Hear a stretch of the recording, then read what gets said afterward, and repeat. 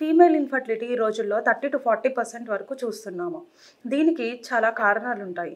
4 స్టెప్స్‌గా చూసుకుంటే మెయిన్‌గా కింద నుంచి చూసుకుంటే ఒకటి ముఖద్వారం గానీ, లేకపోతే మానంలో ప్రాబ్లమ్స్ అంటే ముఖద్వారం పూడుకుపోవడము, అలాగే ముఖద్వారంలో ఇన్ఫెక్షన్స్ ఉండడము, 2 సర్విక్స్ అంటే డబుల్ సర్విక్స్ అంటారు. అలా ఏమన్నా ఉండడము, మానంలో అడ్డుగోడలు ఉండడము ఇవన్నీ కొన్ని కారణాలవ్వచ్చు.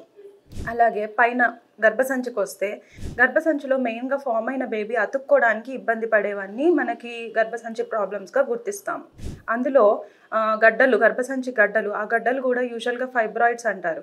బయట ఎక్కడైనా ఉంటే అవేమీ అవసరం లేదు. అదే పొరని డిస్టర్బ్ చేస్తుంది అంటే లోపల భాగం వైపు ఉంటుంది అంటే అప్పుడు అవి ఖచ్చితంగా తొలగించేసేయాల్సొస్తది.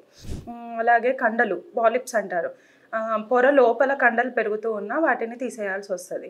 అలాగే కొన్నిసార్లు అతుకులు ఉండొచ్చు. యాషర్‌మాన్ సిండ్రోమ్ అంటారు. అడ్డుగోడలు ఏమన్నా ఉండొచ్చు. సెప్టమ్ అంటారు.